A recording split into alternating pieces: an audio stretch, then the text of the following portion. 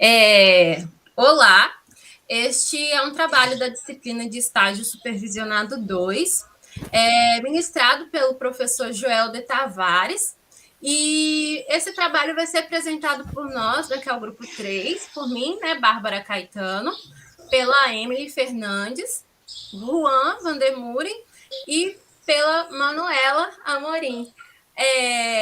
O nosso título do trabalho tem como educação científica, que na verdade é aprofundado no livro Educação Científica e Desenvolvimento.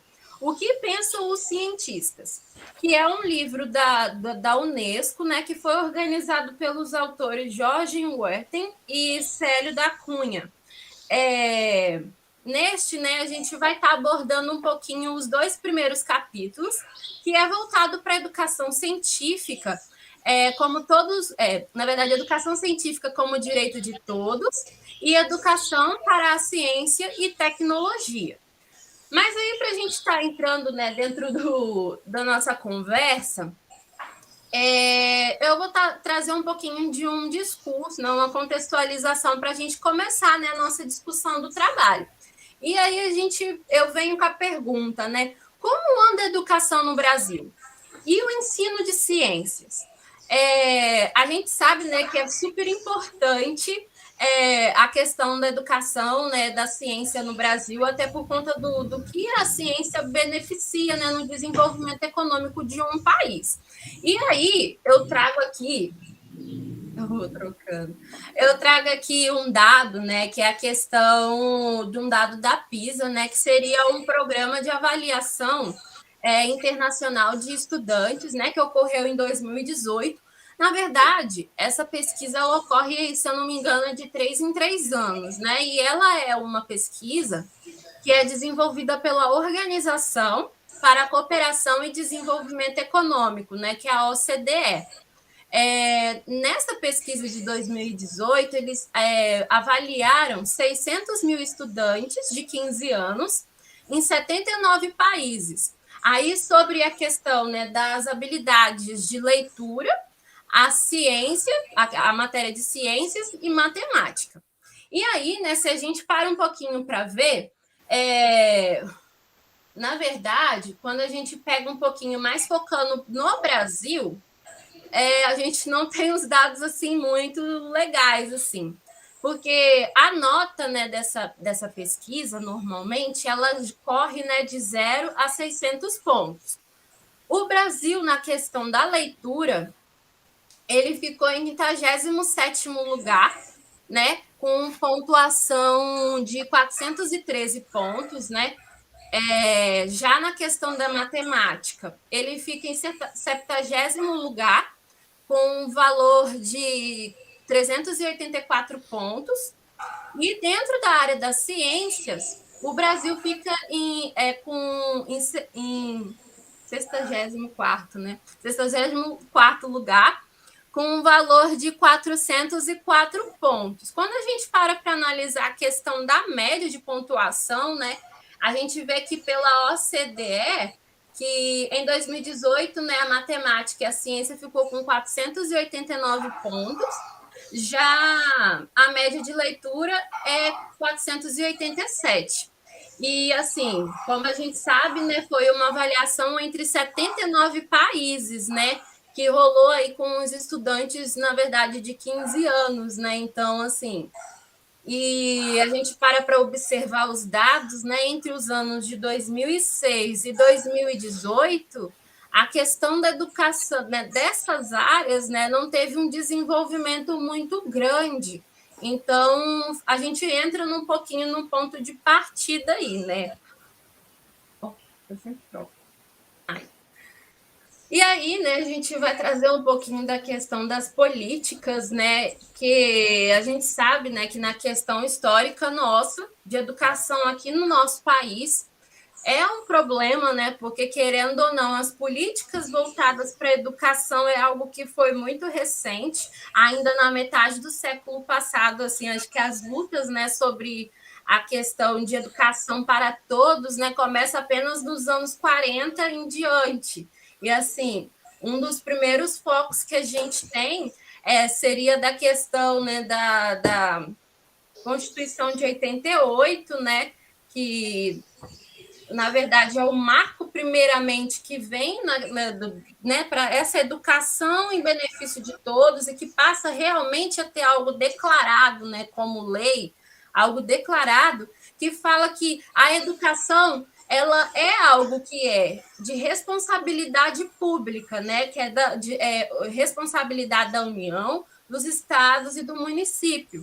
E também coloca a questão da família, né? Porque a família ela também é responsável pelo estudante, né? Pelo seu filho que tem que ir à escola. A escola, então, passa a ser um direito para todos, né? E aí, nos anos de 90, né, a gente também tem um outro marco que acho que é o que torna assim, um pouco mais forte essa questão da lei voltada para a educação, porque a gente entra um pouco na Declaração Mundial sobre Educação para Todos, que foi uma assembleia que aconteceu na Tailândia, né, em 1990. E aí, dentro dessa declaração também, a gente entra um pouquinho na questão da Declaração de Salamanca, que aí já volta mais para o direito à educação especial, né? E aí é o que desenvolve aqui no Brasil a questão da diretrizes de bases, né? A lei de diretrizes de bases, que seria a lei 9.394 de 96, né? E que aí é o que vai ter realmente um marco que mostra, olha, a educação, ela que passa a educação, né, ser algo que é protegido por lei, né, de fato, e que a gente vai ter uma regra, né, uma normatização da questão voltada para a educação no país. E aí a gente tentando discutir um pouquinho, né, quando a gente fala no ensino de ciências, como voltando um pouquinho no que eu tinha dito mais à frente, aí a gente pensa, poxa, a educação da ciência ela é totalmente assim essencial, eu acho que para a formação, não sei se vocês concordam, pessoal, mas assim, essencialmente assim, fundamental para a questão do desenvolvimento da educação de um indivíduo, né, de uma pessoa. Porque, querendo ou não, né, se a gente for parar para ver a questão de leis e a questão da educação, está totalmente ligada ao trabalho. E, querendo ou não, né, a gente precisa de ter desenvolvimento dentro da nossa educação, né? Mudanças na nossa educação e na questão da ciência, né?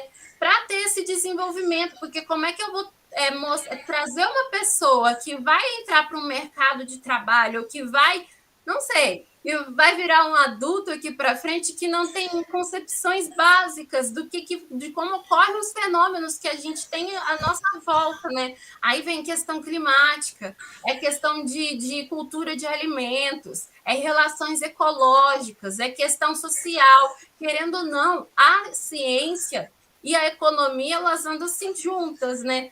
Na verdade, tudo anda muito junto, né? Matemática, ciência, que querendo ou não, matemática é uma ciência. Há questões sociais, históricas, né? Ou questões humanas, no caso. Tudo está envolvido e a gente precisa estar cada vez mais dialogando essas questões, né?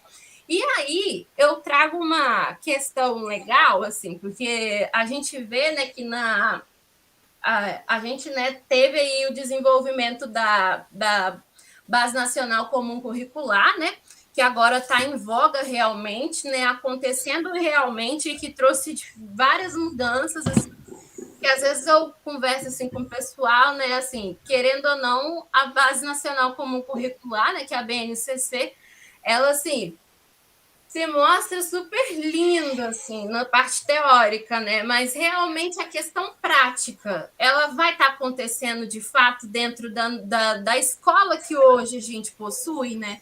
Porque querendo ou não, a gente ainda tem uma escola que carrega uma carga ainda muito tradicional mesmo, né? Muito livresca, né? Como a gente fala. É muito baseado em texto. Não se traz coisas que são voltadas para a experimentação.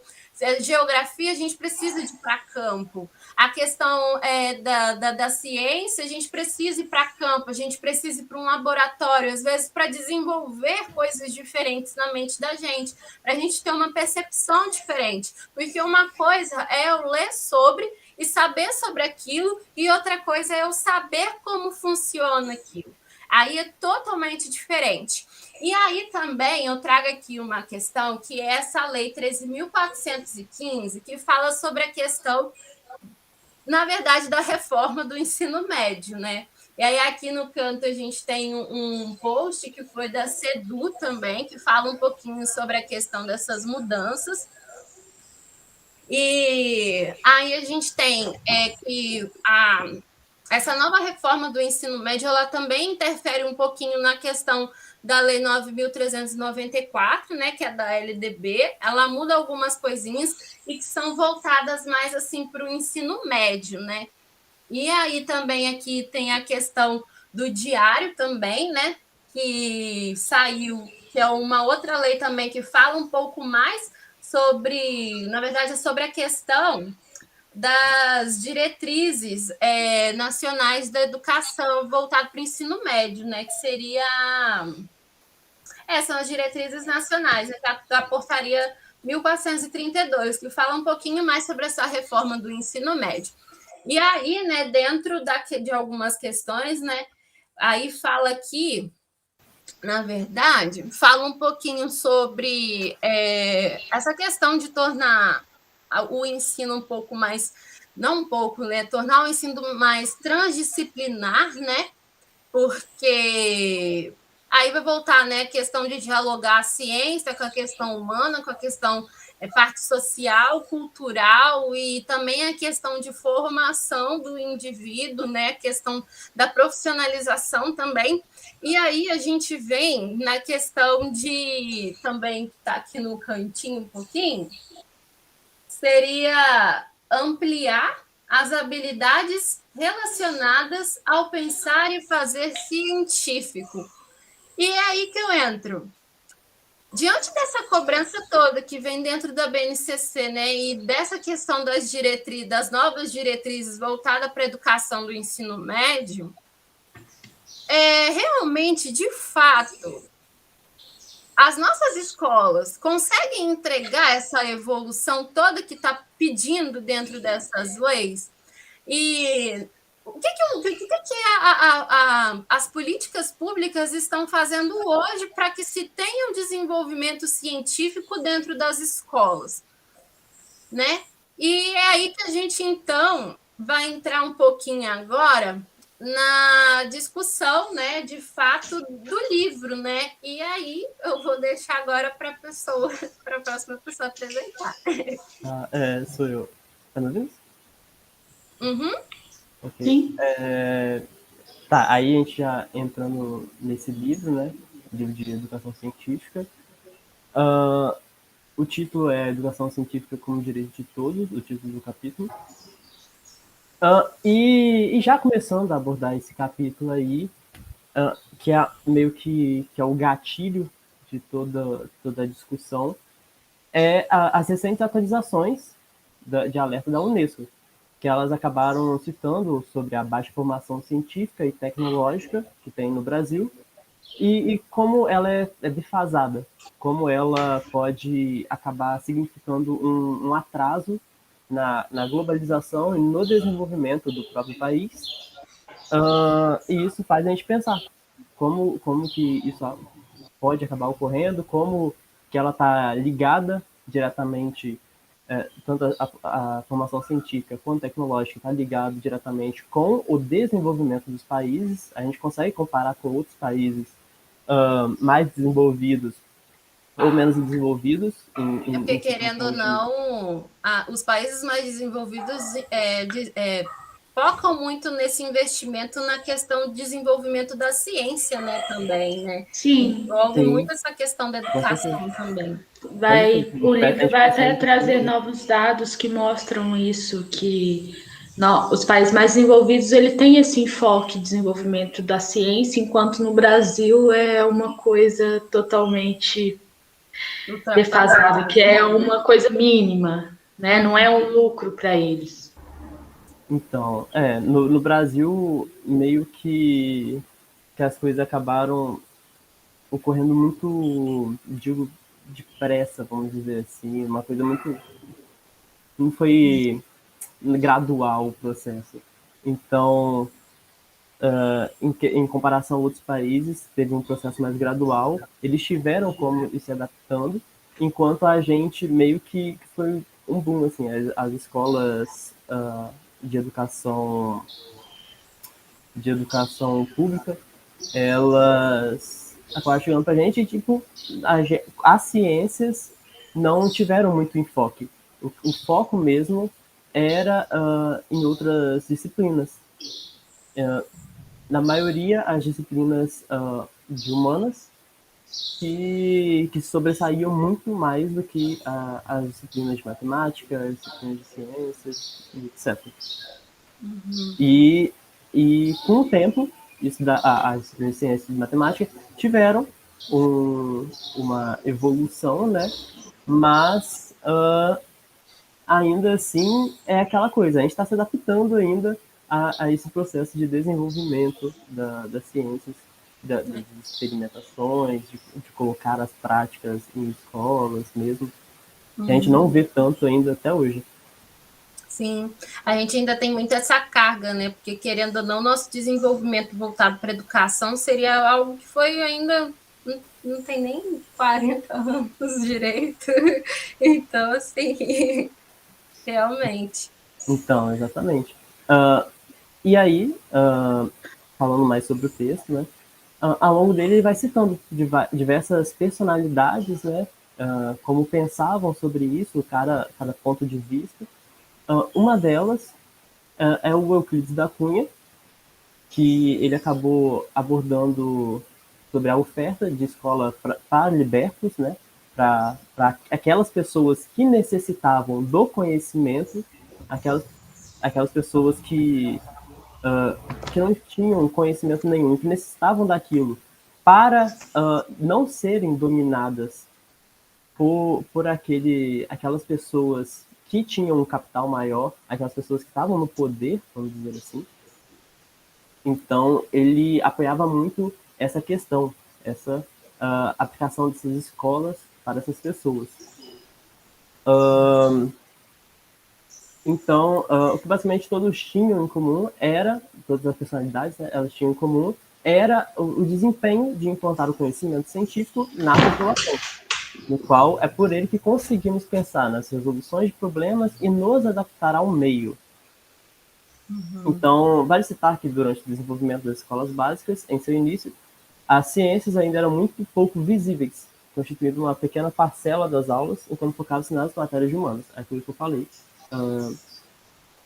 Passando para outro ponto. Foram diversas ações realizadas para o poder público agir. Essas ações aí que cada personalidade teve, cada pessoa teve, elas criaram várias coisas, fizeram vários movimentos, e algumas dessas ações foi a criação do Conselho de Desenvolvimento Científico, a capacitação e a criação de materiais e conteúdos científicos para jovens, para professores e outras pessoas interessadas. Então, ela foi, ao longo que a ciência ela foi se adaptando no Brasil, foram através dessas ações que foram aplicando nas próprias escolas, ou fora das escolas mesmo, para as pessoas, professores, oferecendo materiais para eles, oferecendo um conhecimento a mais para que eles possam melhorar essa prática, para que, né, a ciência ela possa crescer no nosso país. Com tantas ações, muitos especialistas surgiram, ajudando a compor o desenvolvimento dessas áreas. E aí a gente está em um momento agora, que é o momento em 1999, que é a Conferência Mundial sobre a Ciência, em Budapeste, que ela foi reconhecida por meio de uma declaração, a necessidade do conhecimento científico para todos, uma vez que isso pode acentuar a desigualdade social entre seres ricos e pobres. Essa declaração ela reforça a necessidade do governo e dos setores privados darem um apoio à construção do pensamento científico e tecnológico, visando a maior equitatividade. Então, essa conferência mundial ocorrida em Budapeste, ela assim teve um impacto enorme no nosso país e em outros, sobre esse conhecimento científico, né?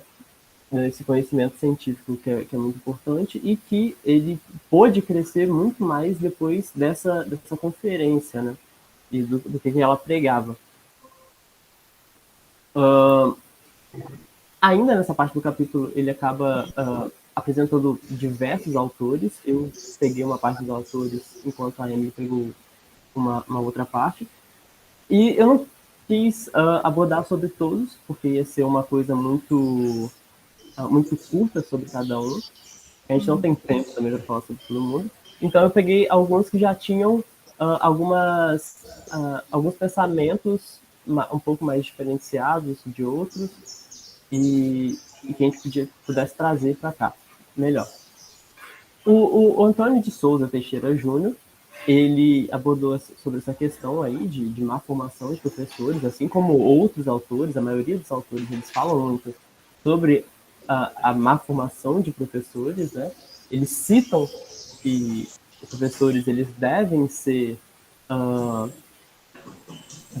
deve ter uma qualidade melhor para os professores, que a gente encontra diversas vezes professores com uma mínima capacitação nas escolas ou que não tiveram uma formação boa atuando em escolas e simplesmente assim, eles meio que dão aula para a escola, meio que acabaram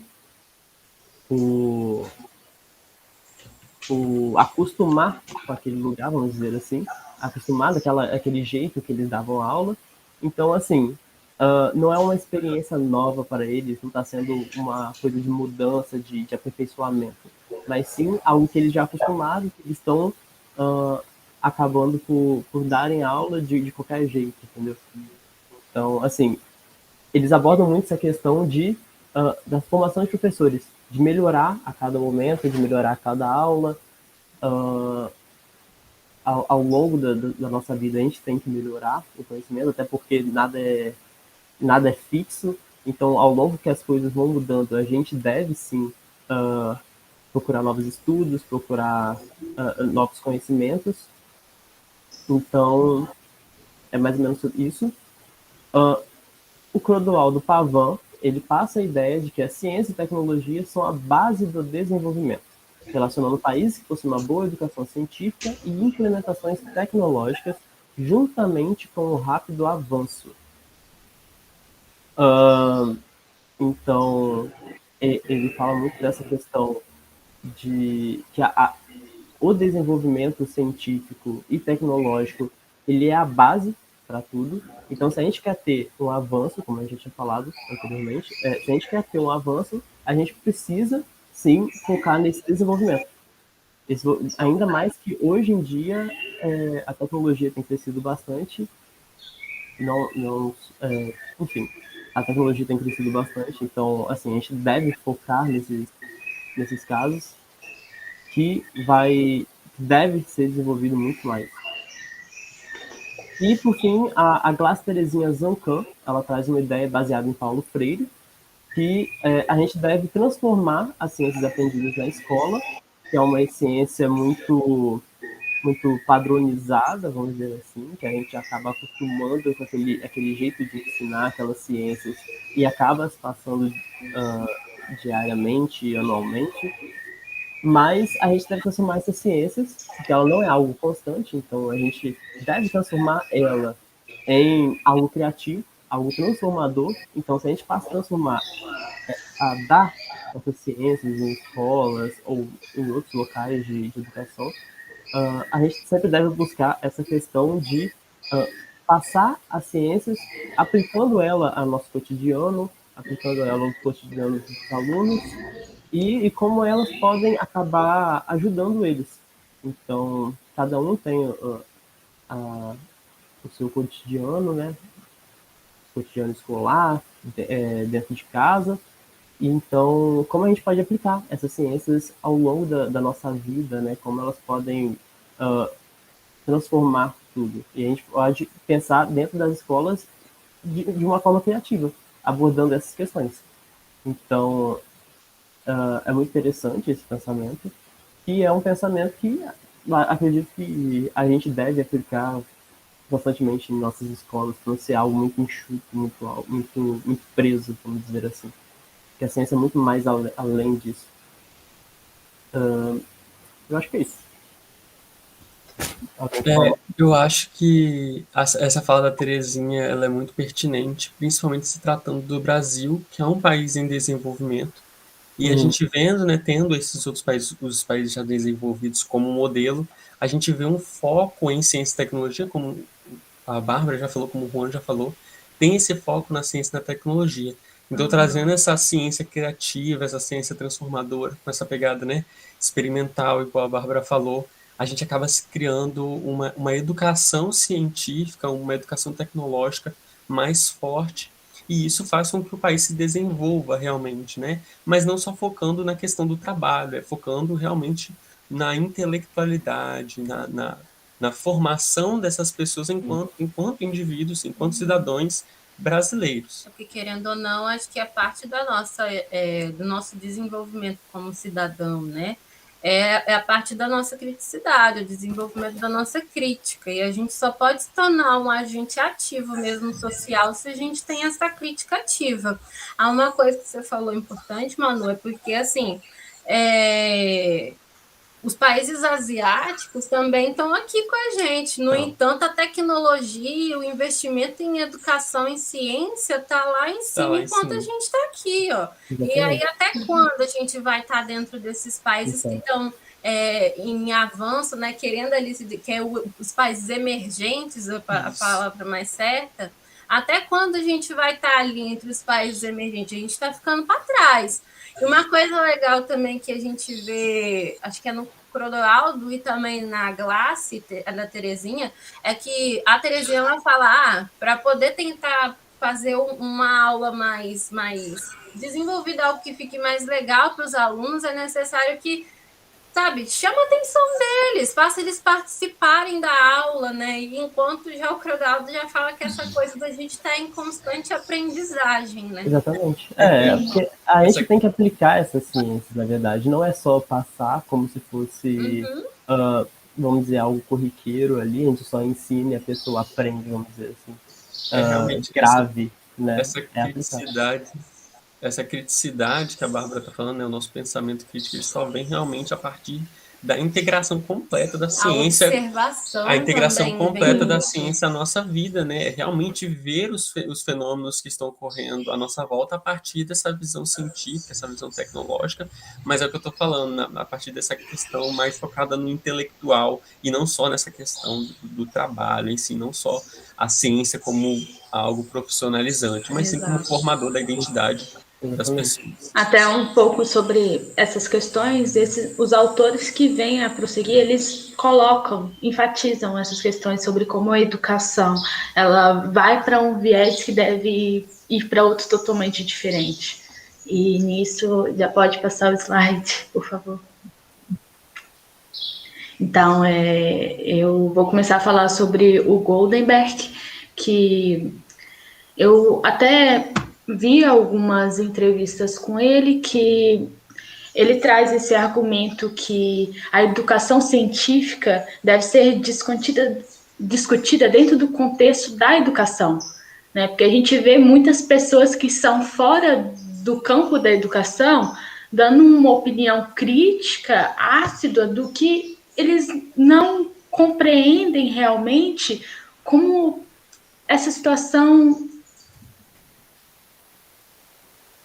é realmente crítica, porque a educação, o que falta no Brasil é uma educação básica, de uma qualidade em todas as áreas, não só uma qualidade voltada para a formação dos jovens para o mercado de trabalho, uma formação como indivíduo, que a Manu falou, uma formação dentro do seu eu crítico, do seu eu investigativo, que deve ser estimulado desde a infância, né? Porque o desenvolvimento se dá aí, né? Porque a neuroplasticidade, quando o indivíduo está mais jovem, é muito maior, deve ser desenvolvida até aí, e que não é conveniente atentar à educação científica sem realmente ter uma base na educação, que é o que falta hoje no Brasil. O Brasil não constrói uma base voltada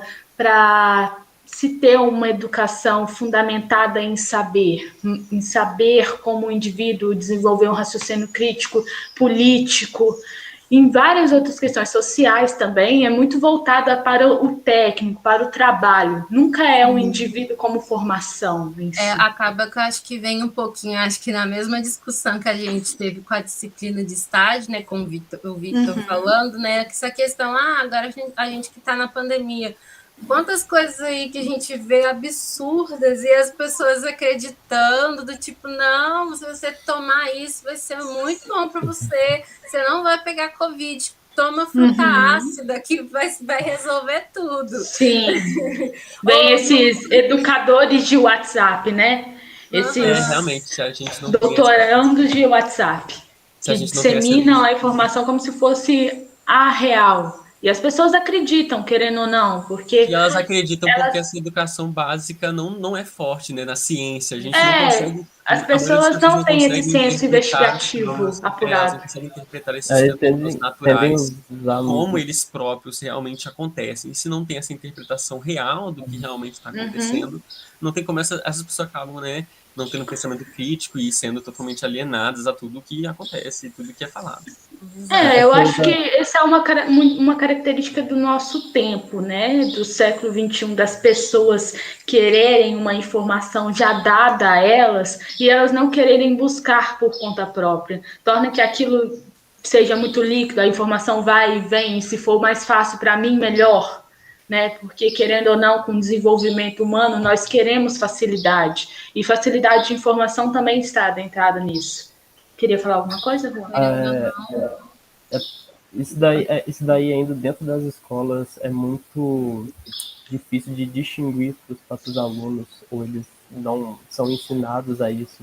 Então a gente acaba aplicando muito do senso comum dentro das escolas, então meio que por não saber diferenciar e distinguir essas questões, eles acabam muito fazendo essa parte do senso comum como se fosse algo científico. Outras pessoas também que não tiveram uma educação adequada acabam trazendo isso como se fosse algo científico e que realmente isso vai acontecer e está tudo certo, mas não é dessa forma, é muito essa confusão de distinção do que é realmente ou não é experimentado.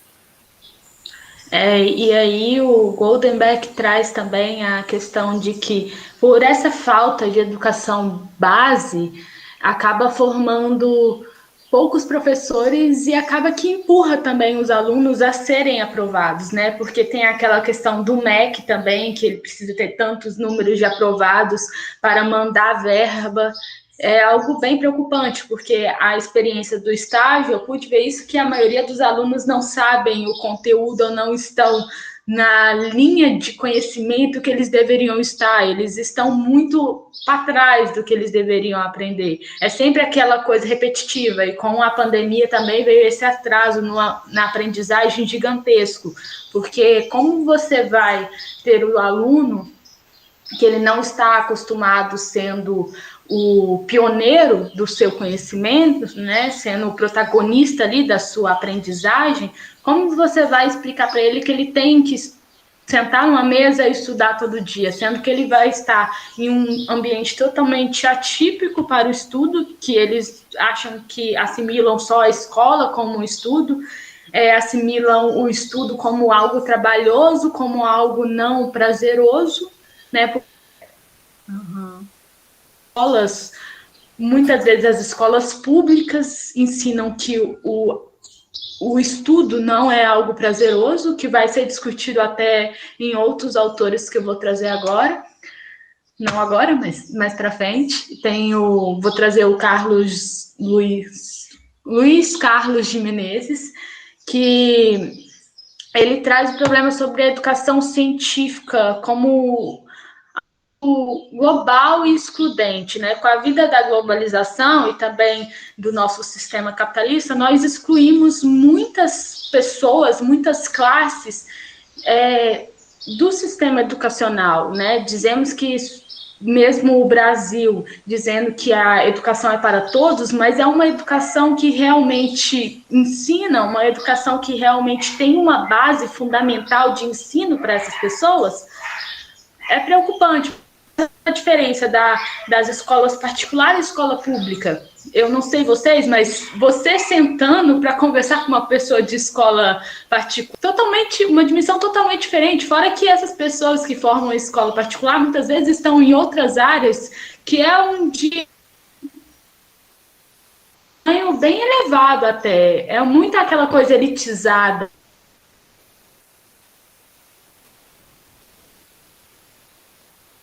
Acho que travou. A internet dela caiu um pouquinho. Então, voltando, né? Eu não sei onde eu parei. Onde que eu parei exatamente? Vocês... Estava falando do Luiz Carlos. Isso. Aí você estava dizendo sobre a questão... na verdade, seria mais dentro da escola, como a percepção dos alunos sobre a questão, eles não querem ter que estudar, okay. fazer essas coisas.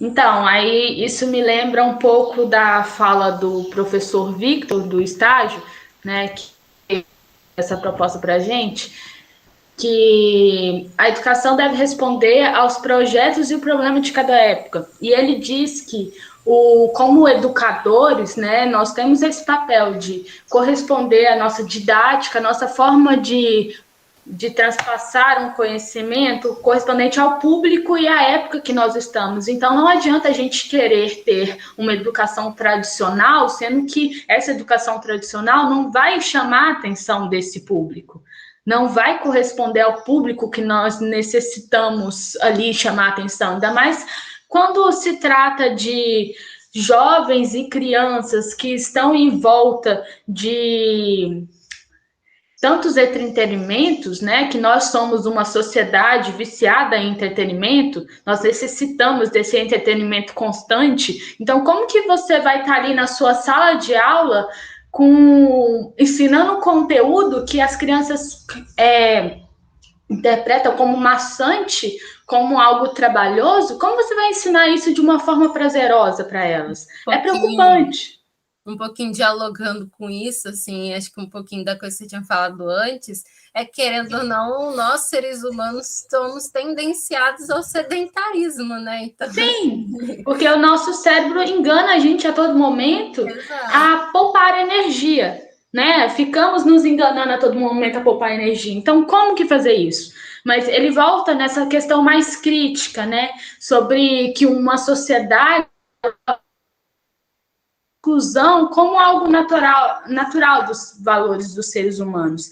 E isso tem que perder o significado, porque a exclusão não é algo natural, ainda mais a exclusão na educação, né? Porque aí a gente tem uma formação científica desprovida de qualquer convicção, de qualquer profissionais que tem uma base real e fundamentada, não vinda da escola, né? A gente torna esses espaços só próprio para aqueles que tiveram uma educação de qualidade ou pessoas que se esforçaram muito além do que elas deveriam se esforçar. Eu acho que isso é bom também, porque aí vai trazendo esse diálogo sobre ser o protagonista da própria educação.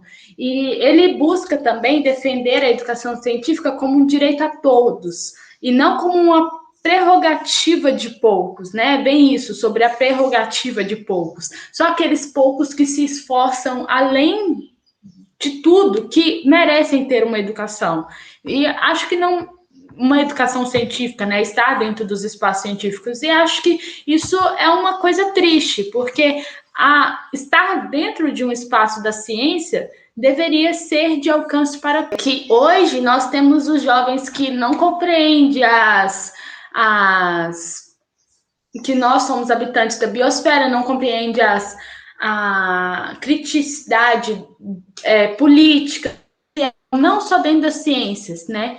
Mas ele tem uma fala, né? Voltando para a fala dele novamente, que ele possui uma fala que as ciências da natureza devem ser tratadas em associação com as questões existenciais e sociais das ciências humanas, para se entender melhor as transformações que estão em curso.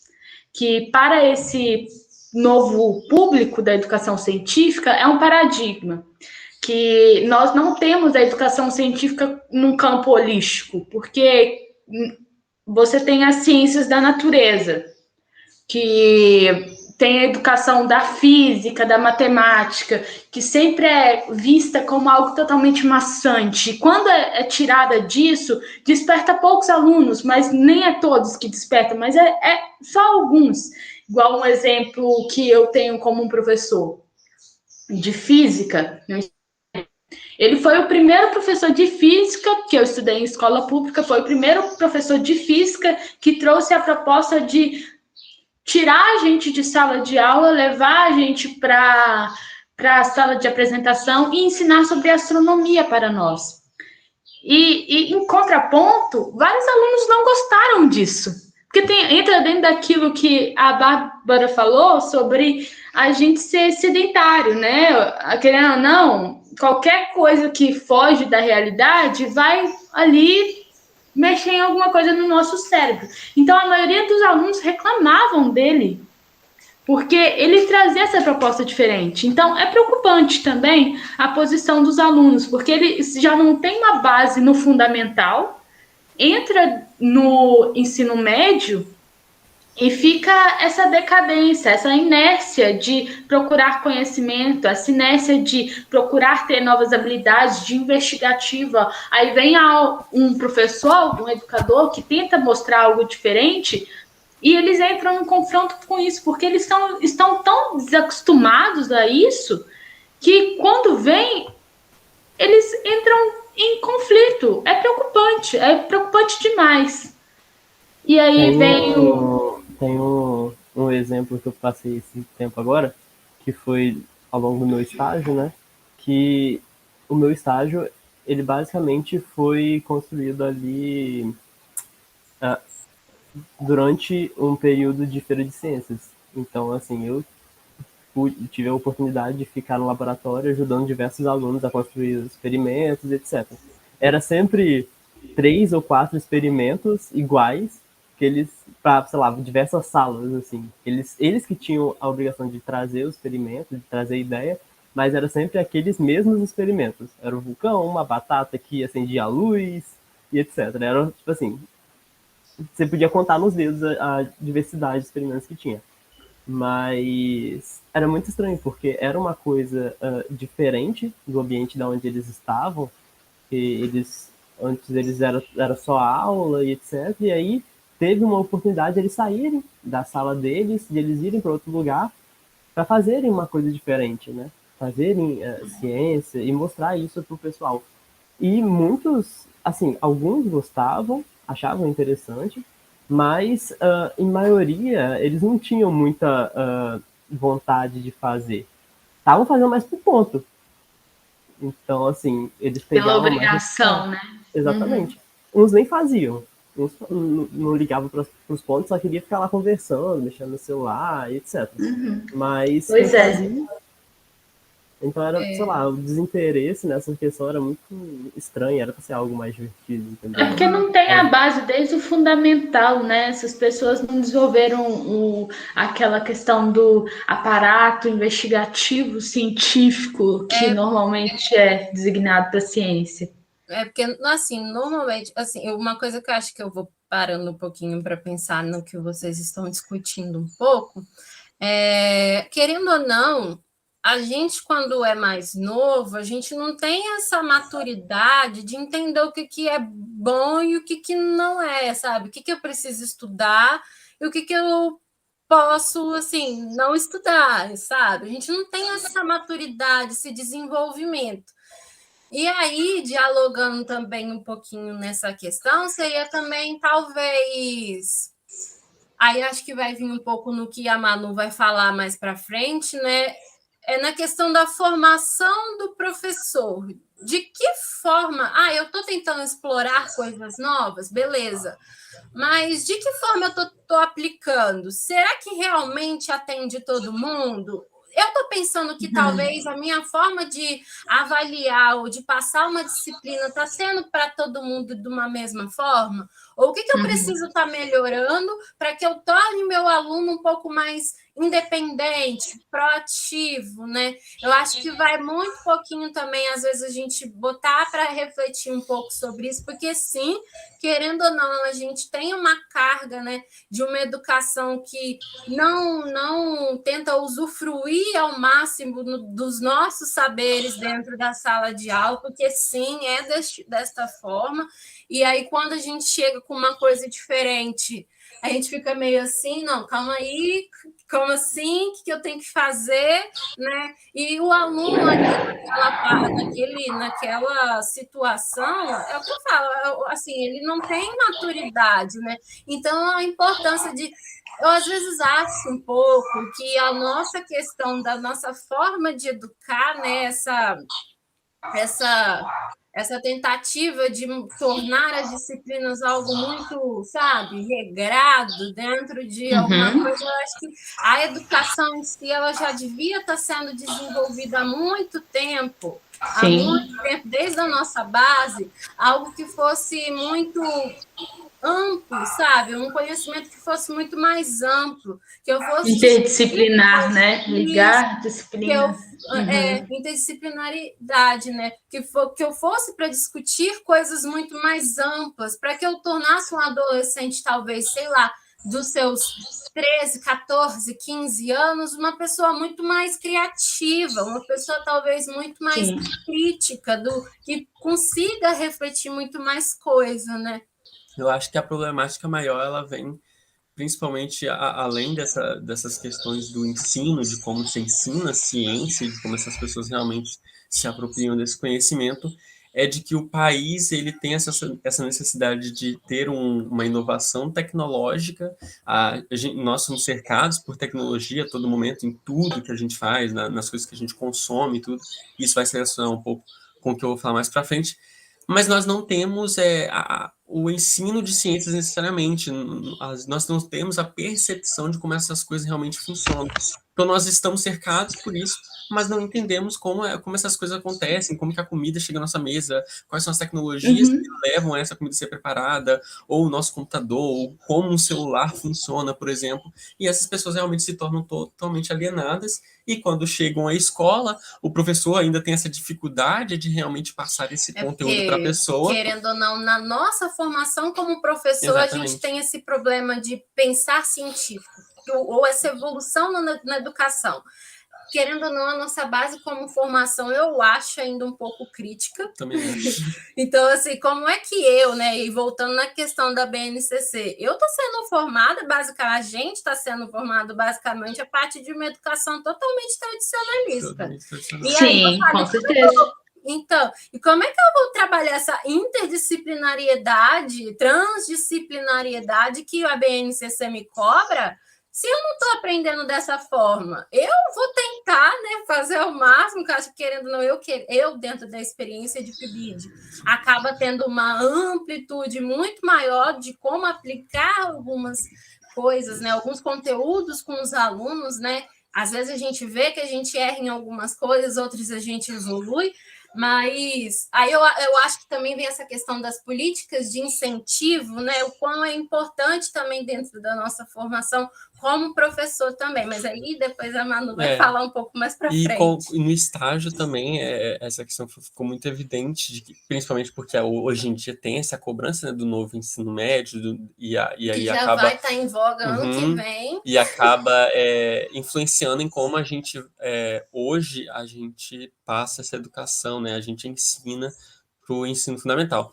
E aí, no estágio, que é o estágio 2, que é para o ensino fundamental, a nossa escola já tinha essa pegada mais voltada para o ensino, ela tem que estar voltada para o novo ensino médio, e acaba que esses conteúdos, você vê essa interdisciplinaridade, e acaba que nós precisamos correr para conseguir fazer essa ligação entre os conteúdos muito mais rápido. Então, nós não temos esse tempo de preparatório, principalmente porque nós não temos essa formação, né? A nossa formação é tradicional. E o professor que está atuando também não teve isso. Então assim, é uma se coisa... vira, professor, está na sua mão. Eu joguei a política, agora você se vira. Então não é algo gradual, não é algo que leva realmente o contexto que a gente está, né, da educação brasileira, e acaba desfavorecendo a nossa profissão, desfavorecendo o ensino realmente. E fora contando como que é para os alunos isso, né? Essa mudança gigantesca de como é que é algo que vai ser corrido. É preocupante. Até o Luiz Carlos de Menezes fala sobre essa questão tradicionalista de como é o ensino enciclopédico, né? Que é preocupante. Aí eu vou para o Luiz Bevilacqua, não sei pronunciar isso, sei lá. E aí eu vou para ele, que sobre essa questão do contemporâneo, que o ensino que nós temos hoje não condiz com a ciência e a tecnologia que temos hoje, não é proporcional. E aí ligo um pouco sobre o que o Carlos de Menezes diz, que o espaço científico é para poucos. Então, como que você tem uma proporção de ciência e tecnologia de um lado nos países que não liberam essa tecnologia, né? Que normalmente o Ocidente não libera tanto quanto o Oriente, que são voltados nos países asiáticos. Aí, como você tem essa educação sem base de crítico, do raciocínio lógico, como você não tem essa base, como você vai dar espaço para essas pessoas? Que ele pontua também que tem essa questão das pessoas buscarem muito mais o conhecimento intelectual da literatura, né? Porque a busca do conhecimento pela literatura e da arte é muito maior do que o da ciência, porque a arte tem aquilo de você transpassar, né, para o mundo metafísico, sair daquela esfera e ir para além, né? Porque é o que a arte transmite, o que a literatura transmite.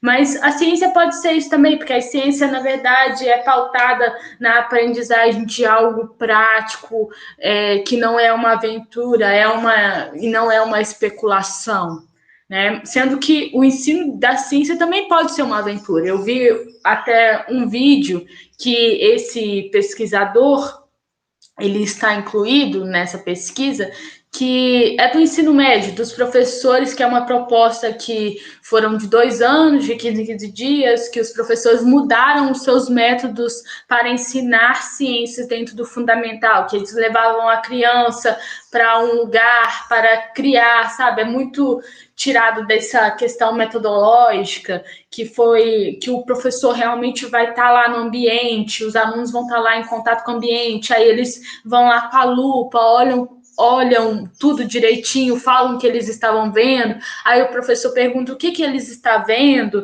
e aí eles vão falando várias coisas que eles possam estar vendo, o que pode estar acontecendo. Então, essa questão do raciocínio investigativo, do raciocínio crítico, vai se desenvolvendo ali, e é prazeroso, é uma aventura. Então, a gente não tem só na literatura e na arte essa questão da aventura intelectual, do alimento intelectual do saber. Que é preciso, né?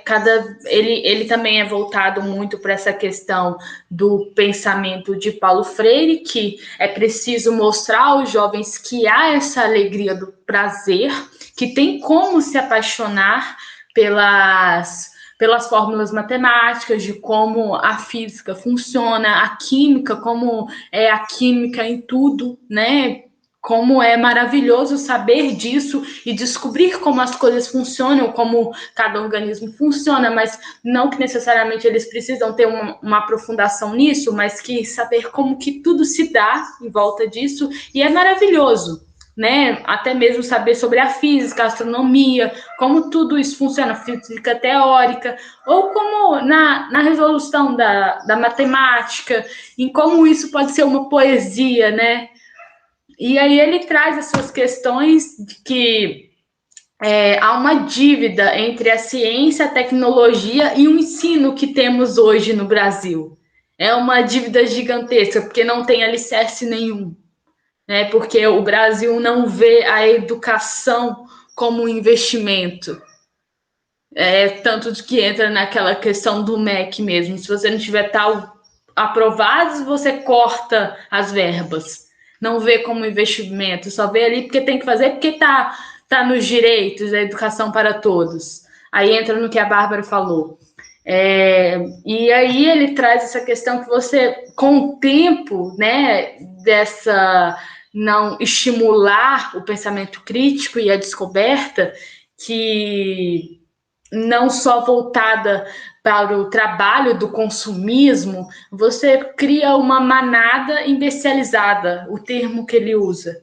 Porque você vai criar, querendo ou não, uma massa que vai aceitar todas as informações que é trazida para elas. Eles nunca vão desenvolver o raciocínio individual próprio, um raciocínio que vai levar eles além desses patamares já estipulados na educação.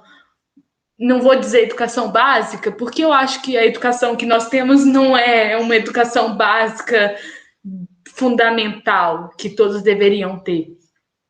E ele também impõe essa questão dos salários justos. A gente vê o tanto que o professor trabalha, o tanto que o professor ele está ali, ainda mais com essa reforma do ensino médio, o quanto que ele luta para sempre estar atualizado, fora que alguns não estão nesse critério, mas o professor trabalha muito. O professor sempre está ali lutando os que podemos dizer assim que são professores de verdade, eles sempre estão lutando pela educação, sempre estão em prol de trazer um conhecimento para o aluno, e o salário não é justo. É uma profissão que é totalmente banalizada, que não tem nenhum fundamento que ela deveria ter, nenhuma valorização. Eu acho isso bem interessante e pode passar para o slide a seguir. Eu vejo muito isso também. Até mesmo acho que foi uma questão que a nossa professora também trabalhou com a gente. Ela falou um pouquinho, mas se você for parar para pensar, o tanto que a gente trabalha, e assim, e depois vem quem ganha melhor mesmo é só aquele que consegue, né? Aquele professor que consegue ter uma especialização, né? Muito além, um doutorado, chegando no doutorado. Agora, aquele que ainda só continuou na graduação, ele não é beneficiado. E aí a gente vai tentar adiantar um pouquinho na conversa, porque já vai dar 3 horas e o Israel precisa do computador. Ok. Aí eu trago essa Miriam, por favor, alguém fala o nome dela para não passar vergonha. Muito difícil. Não preciso falar, não. Kazi Stilk. Isso, que aquela parte que o ensino das ciências ela deve ser uma inclusão social, né? Não só para países emergentes, mas que para o Brasil hoje, né? Que o Instituto Brasileiro de Ciência ele é influência cultural, que é o IBSC, que ele traz esse intuito de influência, né, de aperfeiçoar a educação científica. Mas nós vemos que mesmo que tenha esse projeto de cientistas, trazem os kits de experimentos, mas nós vemos que não é totalmente assim, né? Você acaba que estar dentro de um laboratório, estar dentro de um ambiente que é voltado só para experimentação, é uma visão meio elitizada, porque nem todas as escolas têm a verba para isso. Então, a expansão desse sistema escolar, sem os padrões inalcançáveis, é necessário, né? Porque nós temos que explorar esse modo diferente de ensinar, né? Utilizando, às vezes, instrumentos pedagógicos feitos de materiais baratos, que também vai servir, e pesquisas mostram que eles têm alguma eficácia, sim, para o ensino das ciências, que a ciência não precisa ser aquilo elitizado, né? Como normalmente ela é posta, e aí a gente vê muito nessa distinção do público e do privado. Aí eu passo pela da Sueli Truck, né? Que aí eu... Só um minutinho. Que ela afirma ser importante, neste momento, entender a educação de qualidade para... É um direito da população, né? Que nós excluímos um público gigantesco, mas porque a gente coloca a educação somente para a formação de mão de obra de qualidade e não pelo desenvolvimento, ciência e tecnologia, né? Porque a gente tem esse atraso gigantesco no Brasil. E que a ciência de qualidade, ela não é feita apenas você vai para o ensino médio, vai para a graduação e pronto. Você começa a pessoa que não tem essa base da educação vai para a graduação e ela toma um salto, né? Porque você não tem uma base, você não tem o que se fundamentar ali, você toma um tapa na cara, querendo ou não, porque você vai lutar com muita força para estar a par do que está acontecendo ali na sua graduação. E como você vai formar pessoas com sem aparato, né? Como cientistas, né? Aquilo que volta no que o Carlos falou sobre que as ciências é para poucos, porque justamente é isso. Você vai para a graduação, vai para outras, vai para a pós-graduação, você apanha, porque você não tem uma base, não tem como se fundamentar de uma forma construtiva, né? Porque falta uma convicção nacional em uma educação de qualidade. E você também tem, consequentemente, você tem uma péssima formação de professores, de profissionais da área. Porque as bases curriculares dos parâmetros do MEC é sempre aquela coisa muito tradicionalista, muito inalcançável até mesmo para que os profissionais que são formados, que são, né, que não são totalmente de qualidades, como que eles vão mostrar esse conhecimento para os alunos de uma forma necessária, que seja, né, de qualidade? Eu estou embolando aqui porque eu estou preocupada com o tempo. Mas é preciso que a gente acredite que há chances do nosso país melhorar esse cenário, né? Que a gente tem aí, ela traz esse exemplo das Olimpíadas de matemática e ciências em escola pública, que cada vez vem tendo mais inscritos, né? Não cada vez, mas os dados são de 2005, mas faz muito tempo. Então, a gente tem que assumir esse papel investigativo da ciência como algo prazeroso, algo que é necessário, porque a ciência é um componente essencial para a educação. E pode passar, por favor. E aí a gente traz o Manifesto dos Pioneiros, que ele foi escrito na década de 70, né, que traz essa questão do... Só um minuto, é porque eu estou acompanhando aqui, que é da década de 70, que ele defendia um projeto educacional de uma educação livre das influências políticas, da influência dos problemas nacionais, que a gente vê a imponência disso, porque a gente vê uma educação totalmente elitizada, uma educação que porque a gente tem a elite que compõe o nosso país e que ela predispõe o que vai ou não acontecer, e a gente vê que ela é impartidária porque é impolítica. Então, que ela é totalmente partidária e só favorece só a poucos.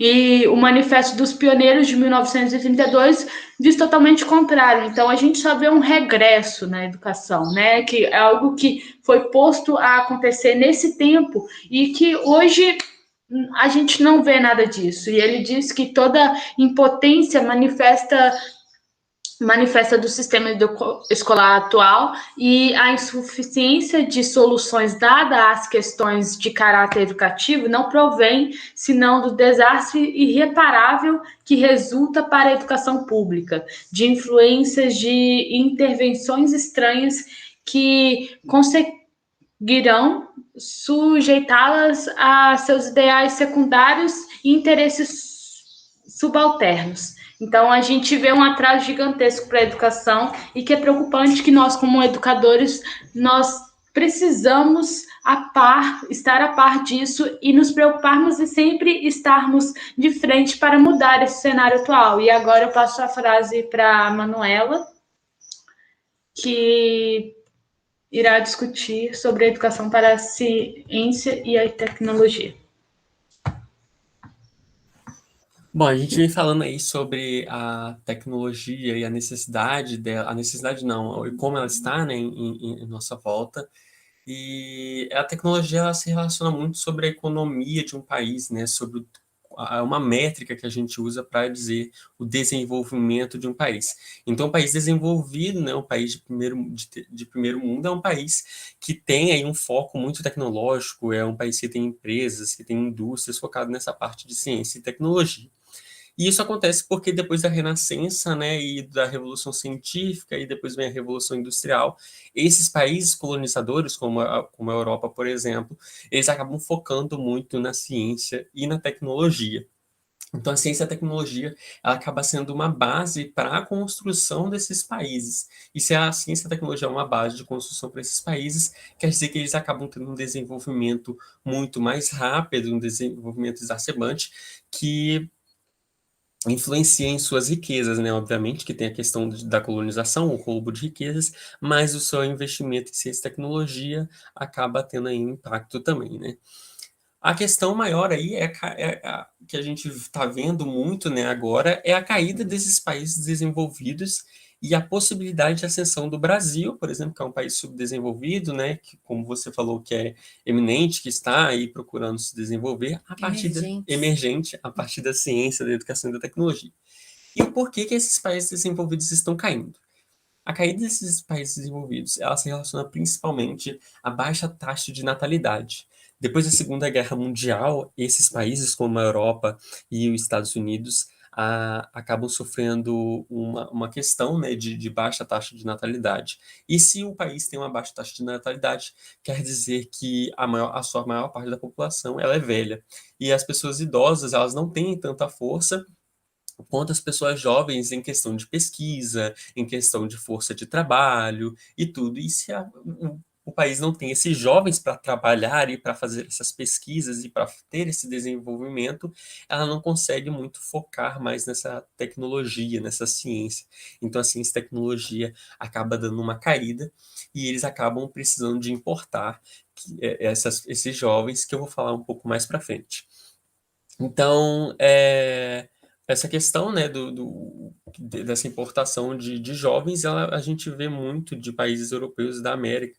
Eles importam esses jovens da China, de Taiwan e de outros países também, principalmente países subdesenvolvidos, porque eles precisam dessa mão de obra, desse trabalho intelectual, para que realmente dê um boom e que mantenha, né, faça uma manutenção desse desenvolvimento tecnológico e científico.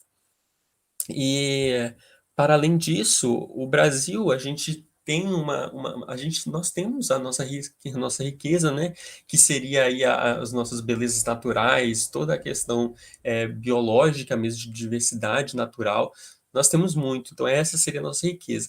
Mas a maior riqueza mesmo que nós temos e que o livro vai falar para a gente é os nossos jovens. O Brasil, né, é um país que tem muitos jovens, ele tem o potencial de se desenvolver muito rápido, principalmente focando na ciência e na tecnologia, né? Então, essa juventude que nós temos, a maior parte dela é pobre, e para que a gente realmente tenha um desenvolvimento, teria que ter um foco na educação básica dessas pessoas que estão na pobreza, fazendo com que a educação seja democratizada.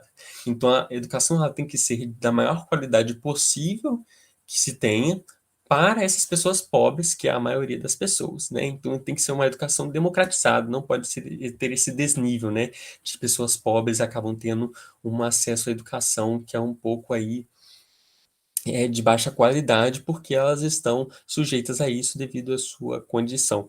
Então, a juventude pobre, ela vai ser o sujeito determinante do nosso desenvolvimento tecnológico, do nosso desenvolvimento científico. Então, não pode se perder essa juventude agora, ela precisa de ser o nosso ponto focal da nossa educação brasileira. Pode passar? Pode. E falando aí um pouquinho do histórico da pós-graduação brasileira, que é o nosso ensino superior e que é a formação dos nossos professores, que é como a Bárbara estava falando, desde a década de 70, né, o Brasil ele acaba iniciando aí o programa de pós-graduação. Até então nós não tínhamos nenhum tipo de curso de pós-graduação, e isso muito preocupante, porque não tem muito tempo que a gente tem aí um ensino superior, né, realmente institucionalizado e com todas as suas bem estruturado e organizado, mas a partir dessa criação do ensino superior, da pós-graduação, acaba se tendo a formação de muitas pessoas, né? A gente forma doutor aí, milhares de doutores todo ano, milhares de mestrandos todo ano, e isso é muito importante para um país que está em desenvolvimento. Então, nós temos aí uma pós-graduação que é necessária e que vem trazendo aí o nosso desenvolvimento, que é importante para o nosso desenvolvimento.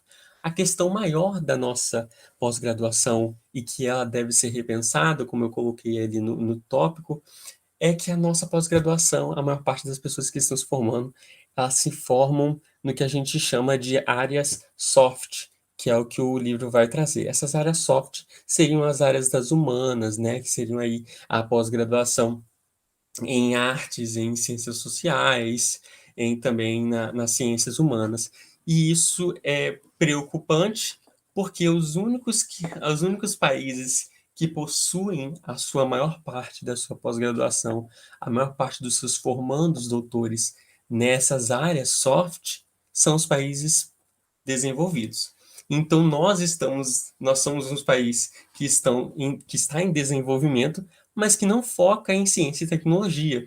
E isso é meio estranho, porque se nós realmente queremos ascender como um país, queremos ascender na nossa educação, queremos realmente integrar a ciência como parte da vida do cidadão brasileiro, nós precisamos de focar nas ciências naturais e na tecnologia. Não tirando o merecimento das áreas das humanas, não é nada sobre isso, mas é que realmente precisa de se focar mais na ciência e na tecnologia, né? É trazer mais alunos. Hoje a gente sabe que os alunos de engenharia caem muito, né? Os ingressantes em engenharias, os ingressantes nas áreas naturais, acaba caindo muito, né? Em relação aos ingressantes das áreas das humanas.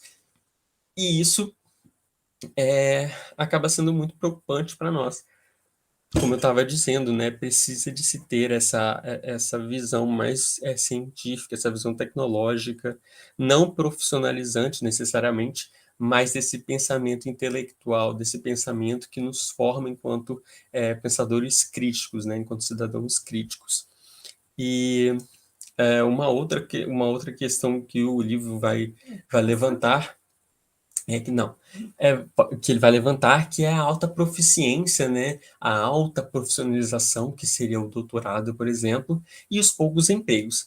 E esses poucos empregos acontecem não porque a gente está formando muitos profissionais, mas sim porque a maior parte desses doutorandos estão em universidades, estão em escolas, né? O Brasil não tem essa questão de empresas de ciência, empresas tecnológicas.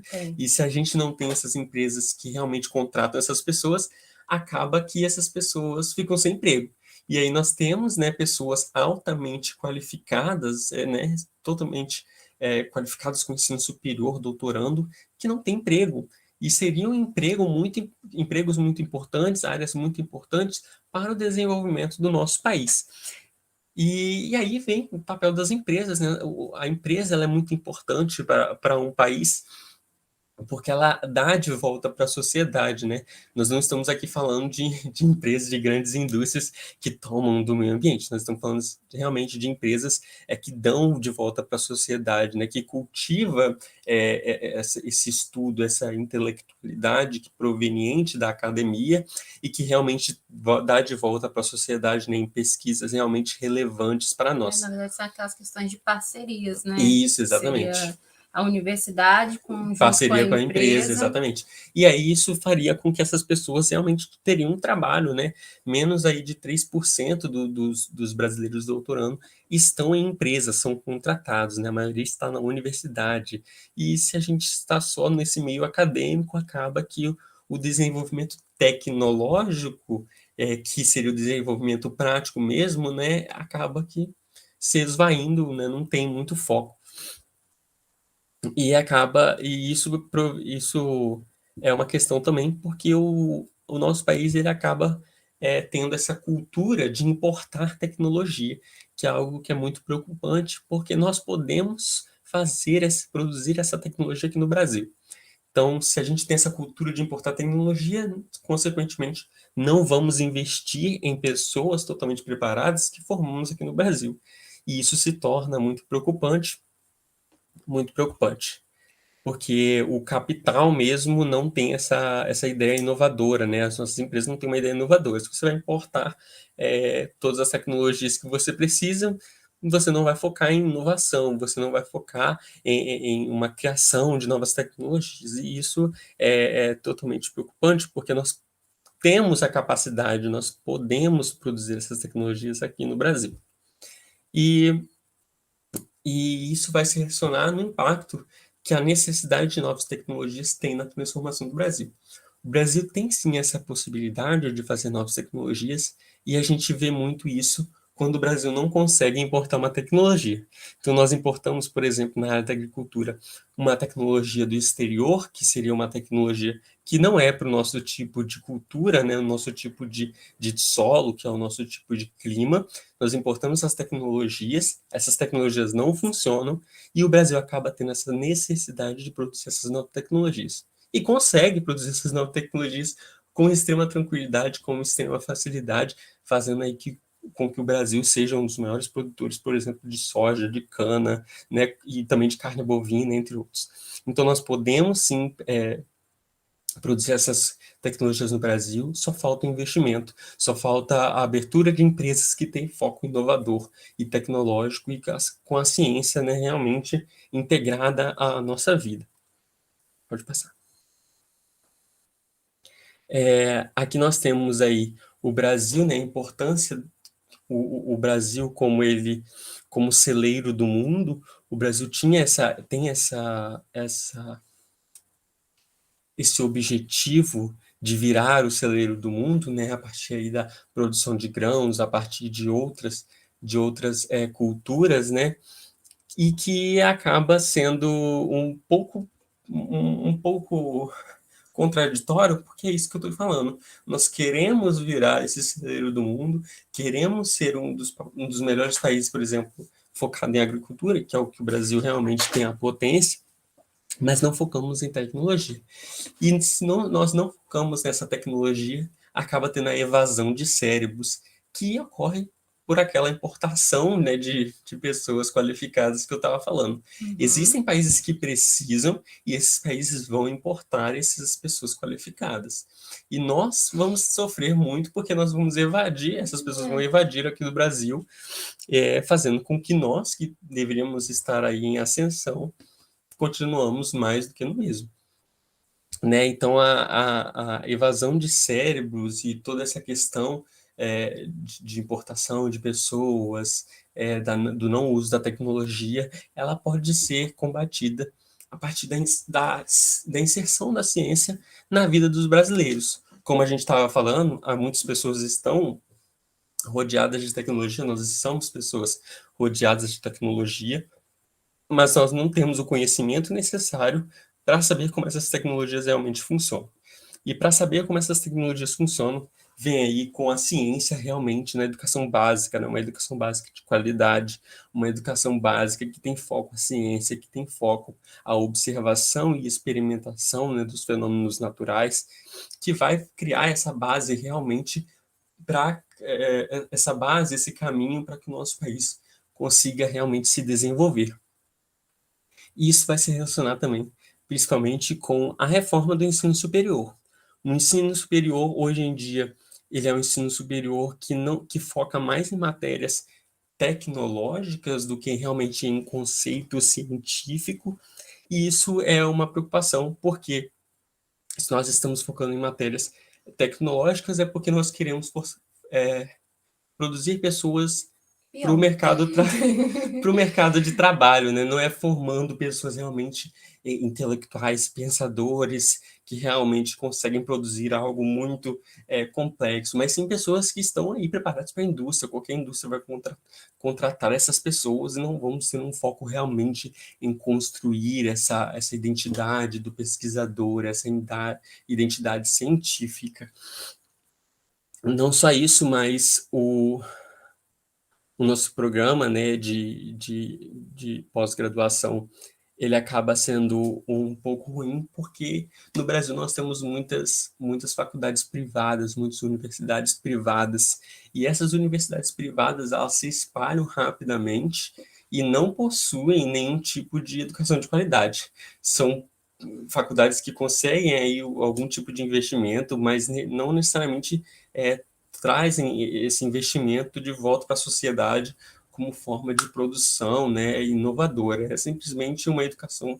Uma questão de lucro e não com qualidade. Uma questão de lucro e não de qualidade, né? É muito fácil que essas faculdades cresçam e realmente não tem uma qualidade real. Então, deveria ter um foco aí essa reforma do ensino superior, seria o foco nas faculdades públicas, né? Na universidade pública, na inserção do Estado, por exemplo, na questão, no manejo da educação, né? Não focando simplesmente na área privada. Ou se focar na área privada, que essa área privada, né, que essas escolas, universidades privadas realmente tenham um foco público, que as pessoas pobres e que todas as outras pessoas realmente podem estar inseridas nesses locais. Porque se for para criar um local totalmente segregador, que não traz nenhum tipo de volta para a sociedade, que a maioria é pobre, não faz sentido algum ter essas universidades aqui no Brasil, porque nós não vamos ter um desenvolvimento algum, né, um desenvolvimento intelectual. Uhum. Pode passar. E aí nós temos, para que essa realmente ciência esteja integrado na nossa vida, como eu já falei, né, da questão da educação básica, da integração dessa ciência na nossa vida a partir do conhecimento dessas tecnologias, nós temos o ampliamento da educação e da acessibilidade. É necessário que nós tenhamos acesso à educação de qualidade, uma educação de base de qualidade, para que nós, como sociedade, podemos realmente entender a complexidade que algumas políticas que algumas políticas têm. Por exemplo, nós temos aí grandes debates a respeito de clonação biológica, nós temos grandes debates sobre aborto, nós temos grandes debates sobre a utilização de animais na pesquisa, e se nós não temos, né, realmente essa capacidade de compreensão, se nós não temos uma base científica, isso pode sim ameaçar a democracia, ou seja, a nossa conscientização, a nossa acessibilidade à educação, à ciência, a esses saberes. Se nós não temos isso, nós podemos ter aí uma ameaça à democracia. E essa ameaça à democracia nós vemos hoje em dia, por exemplo, com pessoas anti-vacina, pessoas que apoiam aí métodos extremamente ridículos, e isso ameaça a nossa democracia, ameaça o pensamento científico. Que tipo de ciência nós estamos ensinando nas nossas escolas, com qual qualidade, né, com qual profundidade nós ensinamos isso, e qual a importância dessa ciência para a pessoa que está estudando ela. Então, se nós não temos realmente essa integração da ciência na sociedade, isso ameaça a democracia. E aí traz conosco aí um dos melhores métodos que se tem, na minha opinião, e também, né, na opinião de muitos pensadores, que seria a experimentação como método de ensino. Se a criança, né, na sua fase aí, como a Emily falou, né, de desenvolvimento, de neuroplasticidade, se ela já tem contato com a experimentação, né, se ela tem contato com os fenômenos naturais, de forma a realmente praticar experimentos, de realmente entender a partir aí de visualizar, de uma questão muito mais íntima do que simplesmente nessa educação tradicional que a gente tem mais livresca, né, mais simplesmente conceituar alguma coisa. Se ela tem essa experimentação com o método de ensino, ela acaba no futuro conseguindo entender muito melhor como as coisas realmente funcionam. E isso é extremamente importante para a estruturação de uma identidade crítica, né?